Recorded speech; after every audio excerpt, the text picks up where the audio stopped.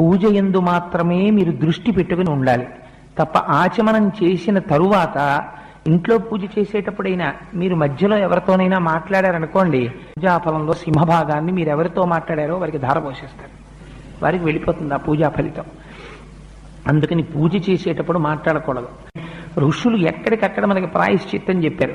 ఒకవేళ పొరపాటున సాధ్యమైనంత వరకు నిగ్రహించుకునే ప్రయత్నం చెయ్యాలి. తెలియక ఒక తుమ్ము వచ్చేసింది అనుకోండి, ఏం చేస్తాం? ఆగుతుంది ఆ తుమ్ము. అందుకని అలా బెంగెట్టుకోక్కర్లేదు. ఒక్కసారి మీరు చేస్తున్నటువంటి పూజ ఎక్కడ ఫుల్ స్టాప్ ఉంటుందో అక్కడ ఆపి మీ కుడి చేతిని తీసి ఒక్కసారి కుడి చెవి మీద వేసుకుని ఒక్క క్షణం ఆగి మళ్ళీ పూజ చేసుకుంటే మీరు గంగానదిలో స్నానం చేసి మళ్ళీ పూజ ప్రారంభం చేసినట్టు. అందుచేత దాని ఎందు దోషం ఉండదు. కానీ సాధ్యమైనంత వరకు మాట్లాడకూడదు ఎవరితోటి. మరీ తప్పకపోతే ఈశ్వరుడికి ఒక క్షమార్పణ చెప్పి మాట్లాడచ్చు.